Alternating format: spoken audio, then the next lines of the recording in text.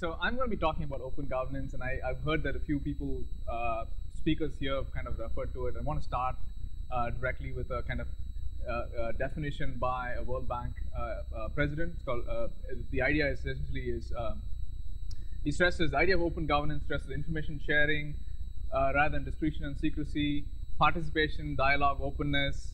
These are values we cherish, and he goes on to say the issue is not whether openness, a positive attitude in itself, can promote better policies, but rather what are the conditions required for openness to succeed.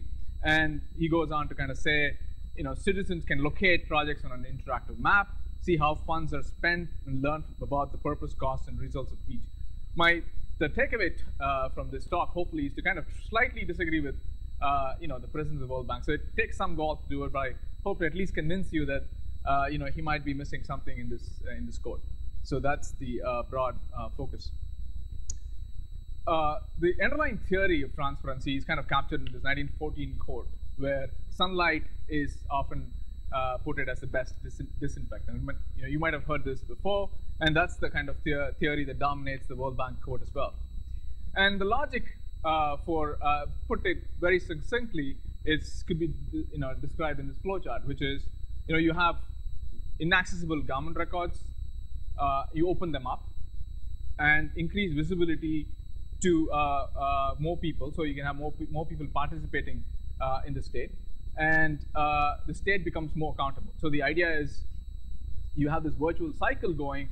The state becomes more and more accountable by kind of consuming more and more information. Right? So that's the typical flowchart that we can imagine when you think of open governance. We'll talk about technology and open governance. It's a lesson learned already that there are.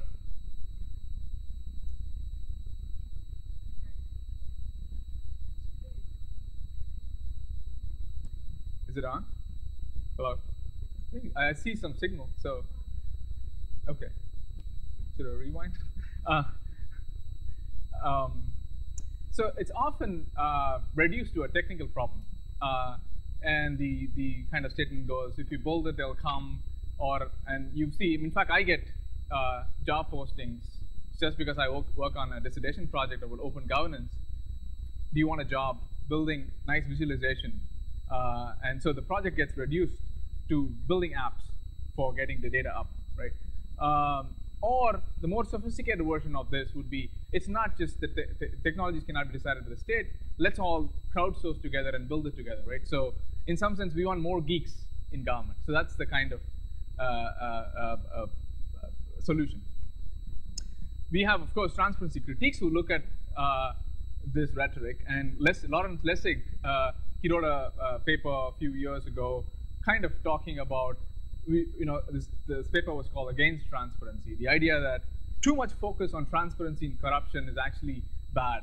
Our logic was people get turned off by the kind of muck that you see by revealing transparency problems. So we should just instead fix the issue of electoral in this country, how people get elected, rather than trying to kind of worry about transparency and revealing where funds are going. In India, there's a study by Solomon Benjamin who looks at transparency project in a kind of a digitization of land records. And his argument is that transparency actually benefits the elite. And in this case, he argues that they're able to trade better by knowing exactly the land records. So the argument is, we should not be, transparency is not generally a good thing. And there's also other studies which talks about transparency on negotiations, particularly crowds out possibilities of compromise. So if you have a meeting about two different parties talking about political subjects, for example, it results in polarization. So you don't want to kind of open up the meetings to the public because people would be hesitant to kind of reveal and cross over. So their argument again is that we shouldn't be doing transparency. So my kind of project is trying to rescue this notion of transparency again by looking at like Vivek was saying, it's a very successful open governance project by looking at the context which gets left out in these cases, right? So I want to kind of examine the idea of sunlight that we talked about earlier. And I argue that sunlight is never 4. So usually, all the openness projects are usually it's a partial openness, right? And open everything is usually reduced to a targeted openness in the sense that it's like a step-by-step process of opening up selective data, right? So let's decide what we open up. So decisions are made on what to open and not to open. So my claim is the one way to kind of salvage the demand for transparency is to ask these questions, which is, why is it open? Who is the open government targeting? Who is benefiting? What gets open? So these questions often not gets asked, right? So usually the project that people are criticizing is that let's put up data up in the in the public, in the internet, but without really worrying about who benefits. So I'm examining a case study of an ambitious open governance project where some of these questions get asked. So the project I study is the largest employment program in human history. It's about 0.75% of India's GDP, the amount of money they spend. It's benefiting about 100 million beneficiaries. The idea is it's a manual work, like somebody mentioned earlier before the talk, that you're supposed to get 100 days of labor for anybody who's willing to work. And so it's a huge public project with a lot of money getting spent. So as you can imagine, it's also an opportunity for corruption. In fact, there's a recent study by an audit report which said 30% of the funds are only reaching the beneficiaries in the same program in different states. So it's a huge concern by the state bureaucracy. So the question they ask is, can open governance eliminate this form of corruption? Right? To what extent can information and technology be used to eliminate this corruption? So here you see the open governance project already has a particular problem they're trying to solve. It's not just let's put up data out in the public. It's trying to solve a particular problem. In this case, a corruption, right? Who is doing it? To kind of look at this carefully. So what I did was my main method of inquiry was participant observation, where I spent 12 months in an 18-month period, where I basically spent time with top bureaucrats, lower bureaucrats, worked with workers, so the idea is, one thing I want to basically say is that in any government project, for example, the implementation is usually decentralized.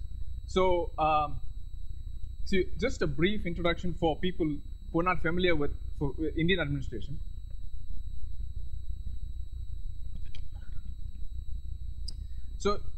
So I should just stop here and say that the idea of decentralization has gotten to power from 1992, where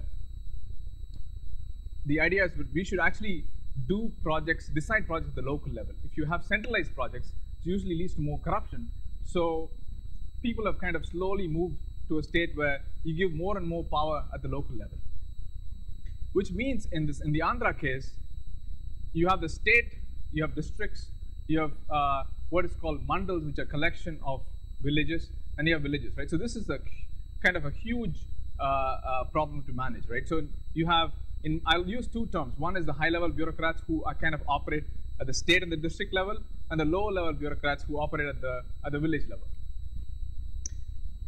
And Andhra Pradesh actually has a weak record of implementing these projects. In fact, the same decentralization idea that is kind of lauded as the model is criticized by this Food for Work program, which is a kind of a predecessor to NREGA, where the court says one of the most disturbing findings that emerges from this research is that almost everywhere we studied, this is the researchers who studied this, said the corruption actually happens at the local level. It's despite the decentralization that we saw early on, corruption actually happens at the last mile, where actually work gets given out, right? So that's where the corruption is, and the corruption is recorded because of the very efficient bureaucracy, where you can actually trace the corruption in the records. So people keep registers. Attendance register gets fudged, exaggerated reports like faking names or over-reporting measurements, and duplication of work. So in some sense, corruption happens, but it's actually present in the documents. So the problem becomes, can you actually get at the records? So usually these records are kept closed. There's no way to kind of get at them. Now the open governance project takes a new meaning because if you open up the records that are usually closed, now you can get at solving the corruption, right? So that's the kind of overall hope. In fact, the one of the high-level bureaucrats looking at this problem kind of says that, I'll just read briefly this quote. He says, I found three kinds of vested interests. Politicians who get the work sanctioned, they're bringing the works to the village. He blames engineers and the contractors who implements the works. So the solution that he came up with was, let's take powers from everybody, right? So that's the kind of idea.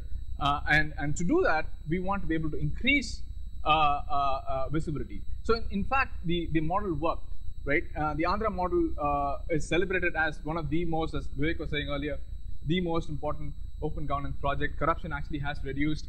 There are 3 different studies. The Transparency International study comes up and says this is a good model to follow. And there's a randomized control trial done by UC San Diego and Poverty Action Lab kind of just finishing up. They're also finding that the project actually has worked and reduced corruption. And in fact, the Ministry of Rural Development kind of hails this as the Andhra model, which is kind of and is interested in replicating the success elsewhere. So what is the Andhra model of open governance? 2 things that we miss in the flowchart. One is that availability of data cannot be taken for granted. The next problem, particularly in this context, is that there is a struggle to kind of improve the quality of government records, right? It's not, so somebody has to kind of make sure that whatever you're putting it up has to be correct, has to be true, right? So these are the 2 additional constraints that the Andhra case puts up. And the method is essentially like a sandwich. So what they do is, first step is to kind of improve access to data. So bureaucracy, first, for them to put up data on the web, they need to first get the data, right? So that's the first step. The second step is to in order to kind of improve the quality of data, you have a kind of a triangulation. I think Vivek must have mentioned this in his talk a couple of weeks ago, which is the idea of doing social audits, right? So in a nutshell, the Andhra model looks like this, right? So you have the lower level bureaucrats and the politicians who are at the last mile. And the collusion is what people are trying to get after. So you have high level bureaucrats putting pressure down to the lower bureaucrats by using various forms of technology, which I'll talk about. And the second aspect of the talk would be to figure out how, once you have the data available and on the web, which is made possible by the first step, how do you then take that data and get more worker participation? So it's this kind of 2-step process. I'll skip this. This is, I mean, if people are interested, I can talk more in detail about how various different theories that I'm kind of trying to kind of wrestle with. So the rest of the talk is essentially these 3 steps, right? One is to kind of how did the government use technologies to kind of improve the visibility. The next is how they then gave the data to workers to triangulate the data. The next is what did they do with that information they got from workers, right? So those are the 3 broad steps that I'm going to talk about. And I'm just going to walk from the first one. I'm going to just give you one example, which is the attendance register. I think Vivek must have mentioned this muster roll. So this is a typical government office that in India, where you have piles and piles and piles of documents. As I mentioned earlier, this is there. Documents are there. Just that, as you see here, nobody really looks at them, except this clerk who, when I went there to ask for a particular data, he doesn't know where it is, and it's not, it's something that he says, well, go find it. So it's clear this is every government office looks like this, and muster roll is essentially an attendance register. It's one of the key documents for the works program. Essentially, it has a list of names of workers and where they work, right? So it's kind of a matching between where you worked and who worked in that place, right? And the attendance gets captured at the work site. This is an example of a work site where you have people working. You see this field, you have this lower bureaucrat with a notebook who goes to, and records the fact that so many people showed up at work, right? So that's how muster roll gets generated. Usually it ends up at the office, right? So here the high-level bureaucrat looks at it and says, we need to figure out a way to get that data in a computer so that we can see it, right? And not only that, be able to see it, but also control certain aspects of what gets entered automatically. So you don't have to, the local bureaucrats do not make decisions about what gets seen. And so the first step is to kind of try and see, well, can you digitize the muster roll? I mean, it's a very, it's an obvious idea, right? So let's just ensure that once the attendance rolls come into the office, let's type them up and then put it up on the website. So that's the first step they did. And they realized that there's no way, that didn't solve anything. There's no way to know what you entered just because it's digital, it's correct or not, right? There's no way to know whether so many people showed up for these meetings, right? And local bureaucracy's ability to fudge the data still remains. Just the fact that now the top level bureaucrats can see them and know that instead of in paper, now we have a digital form, but it did not fundamentally change anything.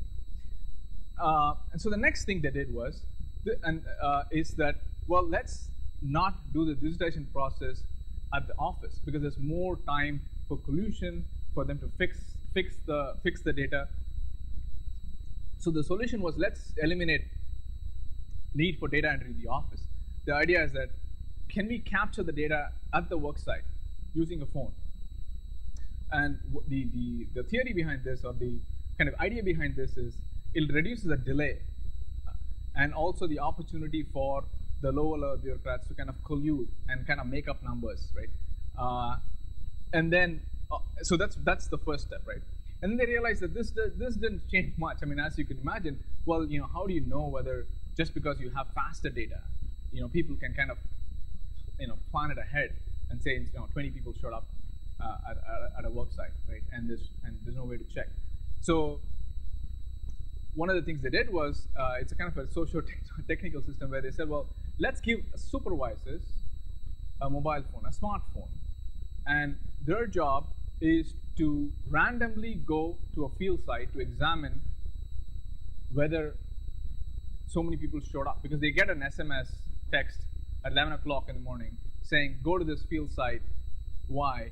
And they also know how many people actually had showed up based on the official record, which the people who was filling up the attendance was doing it. So you can have two different ways of checking. One is the data that has been sent by the phone, and now you have the supervisor actually physically going to the work site and actually checking it. And I think some of you might be thinking, well, how do you know whether the supervisor actually goes to the work site or not? So Andhra has a fix for that. What they did was they actually handed supervisors. I mean, this is something they painfully found out as a problem. They didn't come up with this idea before. They said, let's geotag supervisor's phone. So every supervisor's smartphone has a GPS tag. So you can imagine the complexity in this process where they had to redo the entire work site and kind of go and tag every single work site first to say, well, this is the exact location where the work is happening. And then now you give the phone to the supervisor goes to that location, and that has already been geotagged, saying this is where this work site is supposed to be. And at 11 o'clock, whenever the supervisor goes to the work site, now you can actually compare them to see whether did the supervisor actually go to the work site and actually verify it or not. At least you can do that, right? Yeah. What's that? So this is something they started doing as well. How do you know whether the supervisor goes at and ensures that the workers are there? They can actually make it up. So now there is photographs being taken, but nobody's looking at them. That's one of the points I'm making, where you have the shift between paper to phone to location-based tagging to supervisors. And I saw something called a deviation report that gets generated. The deviation report is essentially tells you which location the supervisor was and where the work site is and the number of kilometers separating them. Right? So you have this nice, beautiful visualization which points out very clearly, saying, so many supervisors in the Andhra have gone, and the amount of deviation is like 100% or 70% away, right? And most of them, at least in my the visit, there are 20 people, 2 actually met them, and 18 of them were violating by 40 kilometers away that's 20 miles or whatever away from the location. And I asked the bureaucrat who's in charge and saying, well, what's going on? And he said, how many people I can fire? So the point being, visibility is improved by what they're doing, but then they're fundamentally kind of throttled by their ability to take action, because which is kind of limited by the hierarchy of the bureaucracy.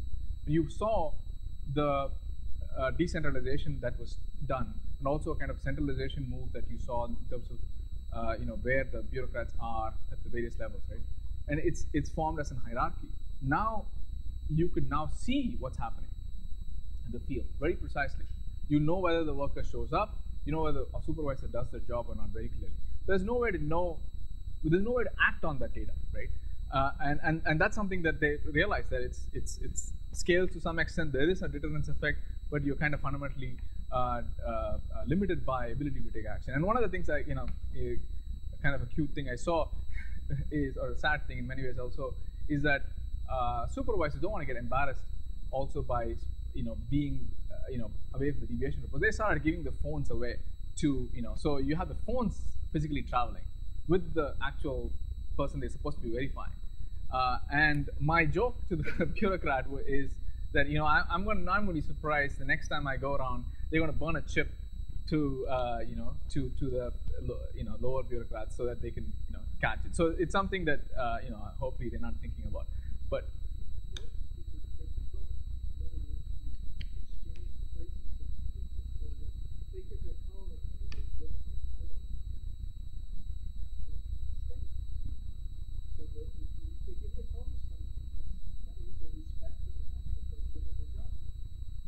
yeah, no, I mean it's an issue that cannot be solved by technology. I mean that's all we can say. So now, obviously, the Andhra government realizes the limits of what you could do with technology, the top-down pressure of intra-bureaucratic surveillance, right?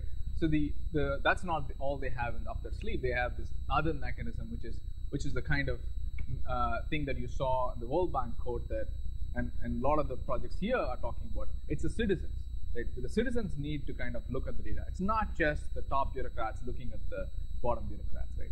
And now you have the data, right? They've solved the data accessibility problem, because now the data is getting digitized and stored in a server, and which is accessible to the top bureaucrat. Now they can take that same data which is there for the bureaucratic purpose to kind of push it down to everybody, right?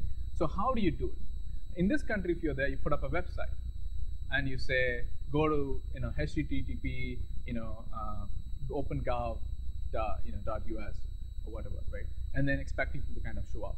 But in as I think most of you, or some of you will know, that people are not always connected, or not connected at all, and they have literacy issues. So there's an active project of actually taking the data and reaching it out to people, right? That's the project that we're going to move to. And one of the motivations for this is to basically compare the official source of data with what the workers are saying. I mean, that's the whole idea, right? To kind of say, this is the official truth, this is what the records are saying, what are workers saying. So the way they do it is to kind of open up the documents. It's not just a point to a URL in an email. You actually have to physically go door to door and talk to workers and actually do a survey. Right? So that's what they do, and to compare what the official record says with what the workers say, and it's a kind of a form of a triangulation, right? So in some sense, this is the website which has this data, right? You have like the muster roll data, which is kind of completely can't be read by people who are not literate and not be accessed also. And you take that data and you do a household survey, right? So the household survey looks like this. I mean, so you look at. So I want to kind of pause here and imagine and the people how they're living in these kind of conditions. And you have open governance projects talking about websites and having access, and they miss out this dimension of actually constructing this household survey is a key part of open governance project, where you actually go to the worker's home and ask them questions, right? I mean, that's a laborious task, and you have to do it if you really want to.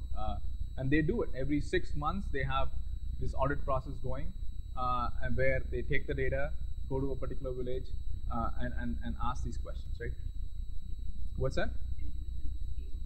Sense of scale of what? Sure. So one of the things that the Andhra government did well is to actually create a huge bureaucracy, a parallel bureaucracy to do it. In fact, it's also I use the word carefully as a bureaucracy because there is definitely benefits and limits to what that possibility is, right?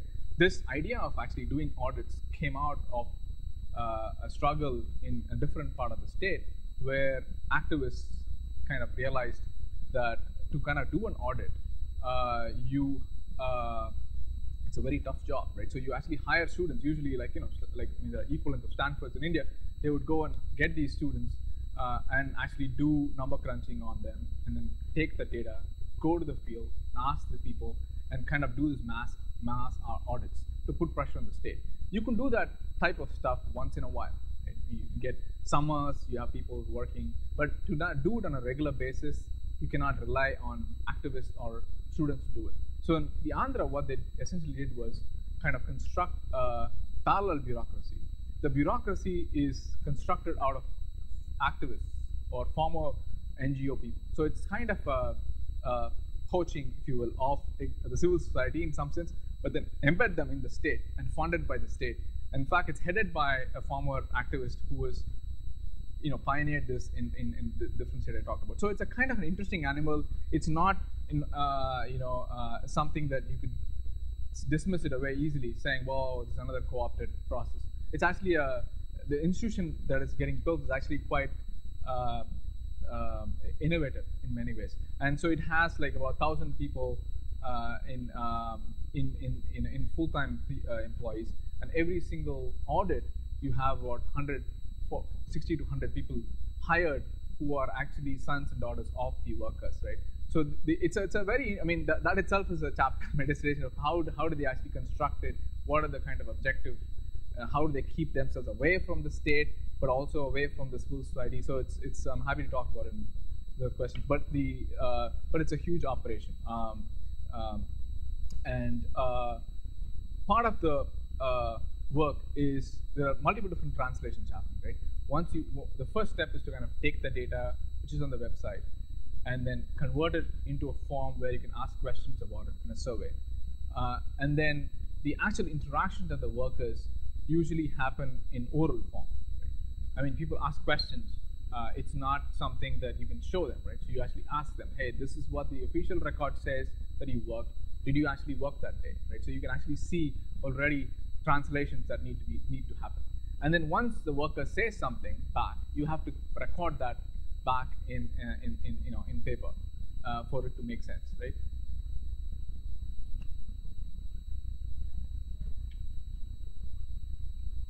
No, it's a good question. The rhetoric is that it does help. The process is the first they go to the worker and then talk to them about the rights of the program they're studying, right? That they are reporting on, and saying, well, as a worker, you're supposed to get 100 days of labor. You're supposed to get paid the minimum wage. So you've read the Miranda rights in many ways. They talk about all the entitlements they're supposed to get.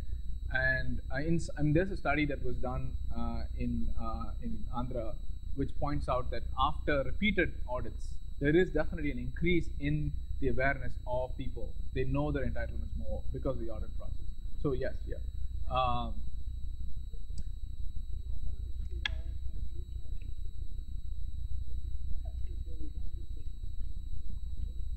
RFID tags on. And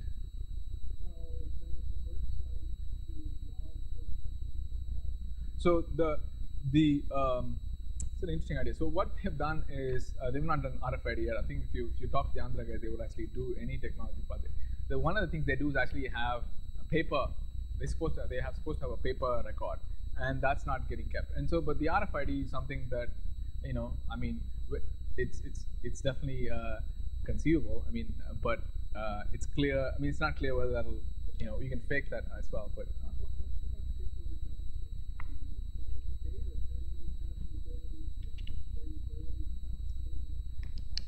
no.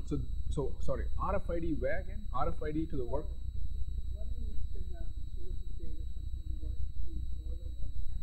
Yeah. So that you can check the variability across the multiple by which the data is acquired. No, I understand. So the worker is working in a physical work site, right? And so you so if you're showing up and taking pictures of various workers, right. Uh-huh. each worker has an RFID and which checks in with someone who's there on the grid. So you're watching it now. Now you've got keypads by which the data is acquired, and you can check the cost of the data between the two. You don't have the data. But how do you know that the RFID that you're handing out goes to the worker that who's actually supposed to be working? Meaning, the problem that they're trying to solve is to kind of ensure that the money reaches the worker that is supposed to be reached, right? The supervisor showed up and took a picture of everybody who was working right now. Sure. So if the people with the picture correspond with the people on the RFID tag. Yeah, so you could, I guess you could compare it. I mean, you're saying you programmatically do a verification to see where you collect all the worker IDs, and then try and compare. I mean, I'll just say this one thing, and then we can get back to this. There's a project called UID, which is a much simpler version of what you're talking about, which tries to kind of give out ID cards. It's almost like a social security number kind of thing, so that if people have it, you have entitlements. You can identify people, and to just roll that out, to just roll the UID project is a bureaucratic and political nightmare. And to kind of do RFID is, I mean, it's not an easy thing where you give out an ID. I mean, it looks very simple, right? You send out people, to all the people, 1 billion people or whatever. You send them in posted mails, and you have clear identification of who it is. But to just do this project, which all it is social security numbers, to ensure that every person with an ID card has an ID card of their name and their age. It's a huge challenge to actually do that. It's not, the people have shelved that project, so it's not. I mean, it's not that easy, but it's a good idea. Well, I think maybe the what's that? Yeah, it's. I mean, it's a project. It sounds simple, but it's actually hard to pull it off. Yeah. No, it's not a failure. It's just that it seems to be hard to actually materialize, right? I mean, in the UID project, people have been talking about having universal IDs to everybody, and it's just not. What's that? To the size of the problem. Well, sure, you have to take a picture of everybody's eyes. Right. And you need to establish a number that corresponds to verify the stores there for when you send it. So it's not a technically hard problem, but what happens is because of the size, right? So what they do is they outsource it to companies who then go to the village, and I mean, this is the process. I'm telling you exactly how it works. You have camps.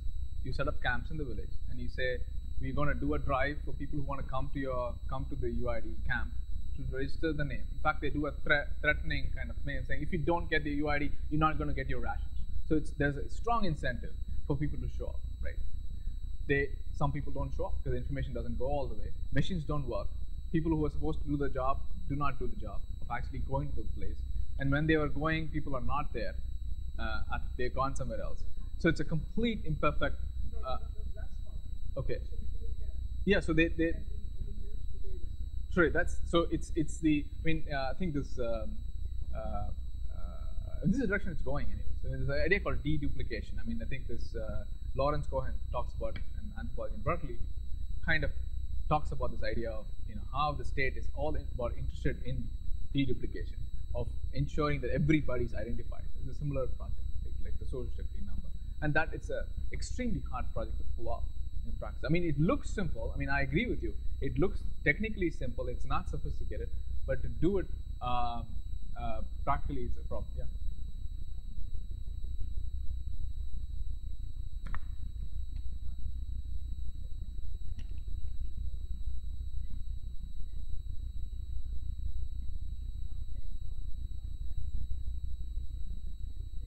Yeah.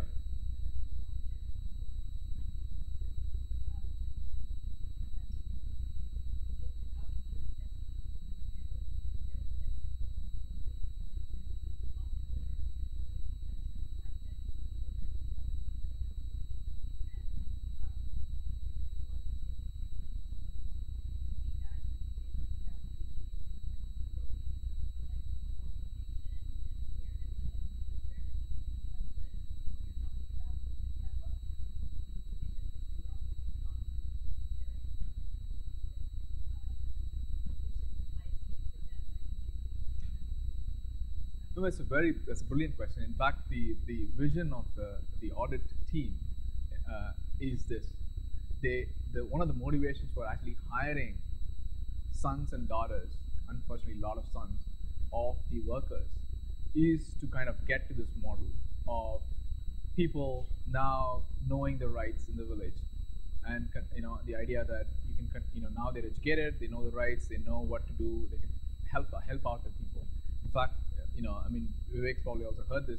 You go to the bureaucrat's office, 1 million people have gotten educated because of this process. So now we have the rhetoric goes, we have a 1 million army of workers, sons, who are now fighting, but for a public good. And I just don't see evidence of translating auditors into activists. I mean, that move is not happening. I mean, they're not co-opted, I can easily say, but the move of kind of transformation that people expect, that now, as somebody who's now gone through this process as an auditor, who's seen and been the other side of the corruption, and now can he or she help out others, right? And that doesn't translate usually because of issues that I'll talk about in terms of why people aren't participating in these forums that much, because of local interests and the powerful people of the village, and the workers themselves in some cases, quote unquote, are corrupt, in the sense that it's not so much about it's not an easy problem of testifying against your local interests, right? When you have, let's say, you have a bunch of friends living together, working together, you have some other process comes and says, hey, can you tell me what's going on in your village, in your setting? It's going to be hard for you to kind of review, because a lot of the interests are so intertwined, right? And some of the audit process kind of faces the challenge.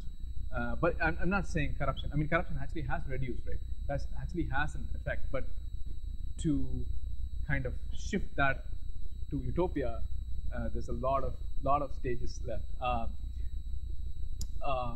So I should maybe continue on. So one of the things that you do is you have this worker testimony, and then I'm just going to quickly run through this. You have this audit reports that get generated. So just to rewind, people who missed. So what we've done is we have the official data. We have an audit process which compares the official data with what the workers say. Now we have to collate all of these reports into something to take action on, right?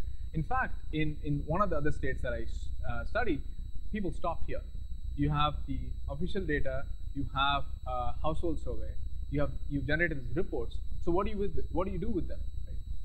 Once you have an alternate picture of the reality, but unless you actually have the bureaucratic and political will to take action on these reports, the process stops there, and that's something that it's important to. So you want to argue about this data, and there is a forum for where you argue that you need to have, right? There's somebody who needs to kind of determine whether who is right, right? So what they do is they actually have kind of a public a forum, a meeting where you have these district bureaucrats, right? In the state, district, block, and village. The district mid-level bureaucrats go attending these meetings to kind of almost triage and almost run a court, kind of compare, listen to what the auditors are saying, listen to what the lower bureaucrats are saying, and then deciding who is right. When I first actually went there, my study was a kind of to look at this deliberative space. I mean, I was reading Habermas, and I was thinking, this is going to be a deliberative space of, people participating, workers are going to come and fight, and you have these forums conducted, and because I saw that in a different state, Bihar, where I studied and attempts to kind of construct this. Maybe not Habermas, but at least have this lively debate. But in Andhra, after 5 years of this process, it's become a routinized kind of deal where you have these courts that are set up. You have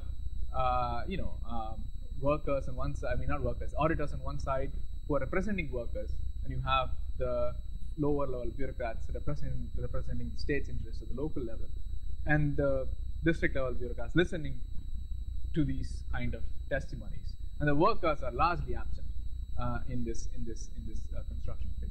But by buying off this higher level bureaucrats, the lower level bureaucrats buying off, we're creating a hierarchy of corruption. I mean, it sounds like you have an ideal tree in which you can solve corruption already. So, you mean the collusion between the auditors and the bureaucrats? From the commander report, in the sense that behind the scenes, those in power and thought power up the hierarchy, it seems like there's the ability for that to go all the way up to the top and so you can have complete hierarchy of corruption. That's a very good question, and it's definitely a possibility. In fact, one of the moves that the Andhra has done is that these meetings, which are usually happens in private, these meetings are public in the sense that there's media involvement here, and there is the gaze of other people present, right? And it's not the ideal case that I thought it will be, where people will deliberate and fight, but it's this interim stage where the process itself is pretty not kangaroo-ish, and it's open, and the bureaucrats are doing their job. And all of this is because of the political will that exists at the top level to kind of not make sure that every single money that is corruption happens is through this project. In fact, I didn't mention it. One of the kind of spaces for this is to say, well, you make money in a different project.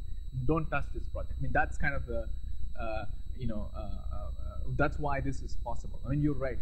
Why talk about last mile corruption? It can go all the way up. The whole thing could be corrupt. But that's because there's a space that is available to kind of ensure that this is clean.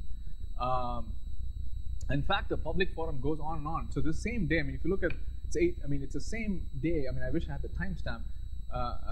It goes like 12, 14-hour meetings. This is not. This is not a kind of a kangaroo court. This is not a. This is not a tick mark. But it doesn't answer your question of does it kind of generate this utopic vision. But it is a bureaucratic vision, at least a bureaucratic kind of high point, where you have these middle, the district bureaucrats coming in and actually listening every single comment that has been put together by the audit team, and then kind of deciding who's right, who's not right, and kind of take decision in terms of fines, suspensions, and termination, recovery. And I would kind of second what you said earlier, which is this is limited. In fact, if you look at, there's a study which by Transparency International who points out the number of action taken on these findings is limited, because it is ultimately a political thing. How much space that you have to take actions on? Yes, you have these audit reports. Yes, you have this deliberations. You have this kind of findings. Whether can you actually? They noted down saying, now we find this person. We've suspended this corrupt person who's made money. But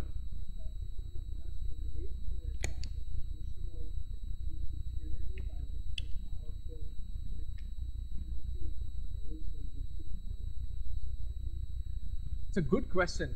It is possible that you could construct kind of, and I saw at least one case evidence of, easy attack of at least not backing up, the corruption happens where in this one case there is both people are involved, and I know it through my interviews, and in the audit time, one guy is getting beaten up as in, getting accused as a corrupt, and the mandal officer sitting there watching, smiling, not supporting him in the public meeting at least. So you at least have this. You do have that. It's a complex story, but it's not a general story. It does happen. Yeah, I'm not sure a lot, but it definitely does happen.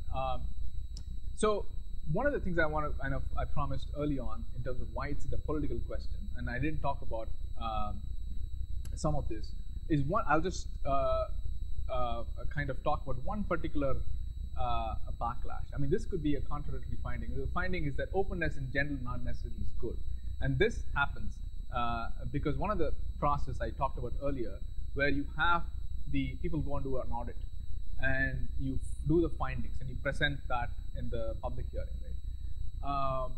And if your optimizing function is greater openness is good, what you do is to kind of reveal everything at the village meeting. I mean, there are two different meetings, one at the village level and one at the block level, right? At the village level, you would read out the findings, and they want to read out the findings, which the findings are which worker has talked about the corruption, and what is the exact nature of corruption, right? I mean, so there's an interest for the lower level bureaucrats and the politicians to know beforehand, before the public forum, exactly who is talking against me, so that they could, before the actual meeting at the district level, you can actually intervene and overturn it, and that's happened. In fact, that process of openness is being used against the kind of system where there's ironically, the push for openness in this case, the audit findings, it's colliding with the privacy interest, and it comes from the people who are most corrupt. They actually argue for more openness in many ways. They're saying, well, let's get the findings open. And so, but obviously that's not, the bureaucracy realizes what's happening, and they kind of throttle it. They say, well, instead of naming the exact person who's revealing it, they would give aggregate statistic, right? So it's a political thing. So openness inherently is not necessarily a good thing. You have to look at who benefits from it, right? And in this case, the Andhra government actually were sophisticated enough to kind of realize that more openness is not generally necessarily always good. It's not about the kind of literal meaning of openness. It's the spirit, the essence of what people are talking about, which is more democratic control, right? In this case, goes back to the cynical where you have, which is like what gets left out, right? One way to look at it is what are getting digitized, right? I find one of the main things that get digitized is labor-facing data.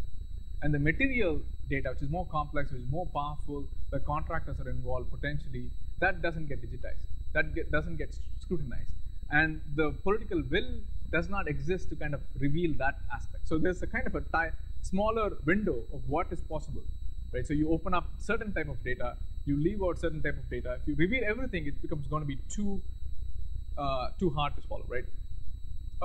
And then one other experiment which was initially shot off, was who is going to operate, who's going to do the opening? Is it a pure state play or a civil society play as well? And the initial model was completely give it out to civil society to do this massive audits and saying, well, the state's going to watch it. We're going to give it to a bunch of activist groups, and who would do the audit, and then they'll reveal it to the state. That project got shelved after the initial kind of attempts at that, because they revealed a whole lot more than what the bureaucratic run embedded autonomous audits that are possible. So there is limits to, this points to the kind of limits to what is possible based on the kind of room that they have, right, in terms of political will. So in summary, the tale is essentially the high-level bureaucrats use the kind of spotlight on the lower level bureaucrats. It's not just sunshine.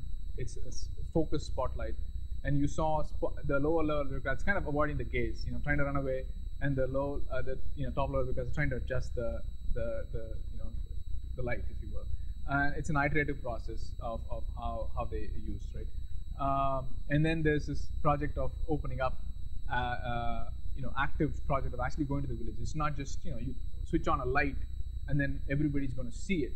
And you have to kind of go to every household and then compare the evidence.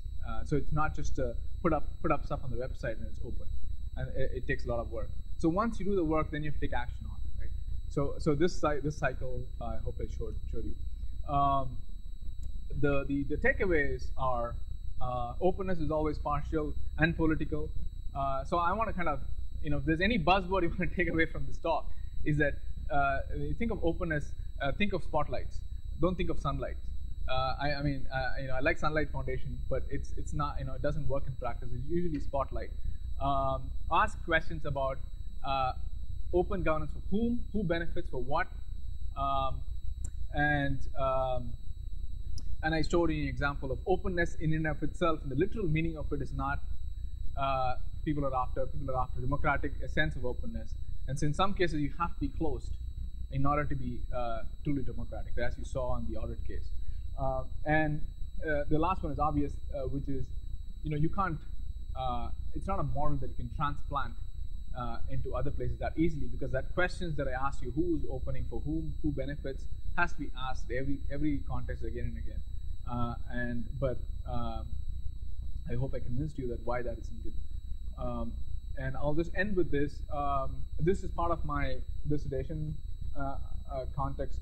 I mean, I couldn't get to talk about public meetings, and kind of also the talk has been more from the top, view from the top, not the view from the bottom. And I actually had comparative studies of multiple villages to see how workers actually look at this whole project.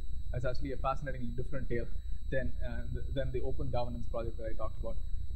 And like Vivek was mentioning earlier, in my past interventionist life, I've worked on a couple of projects.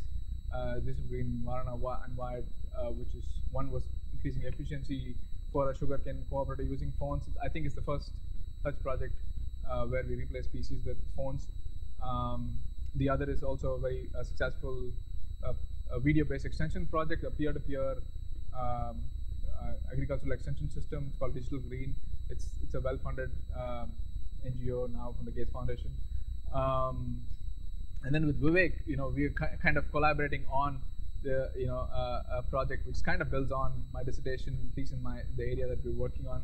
We're fascinated about trying to convert some of the lessons that we've learned, not just through this project, but through our work prior to this, to try and see whether we could construct projects which are open and asks this political questions and tries to kind of work and resolves them in each case. And I think Vivek mentioned this in his talk. It's in progress. Yeah. So I should mention this. I'm still kind of putting it all together. It'd be great to get any feedback, and it's all raw. So I'm happy that I had a chance to kind of talk through some of this.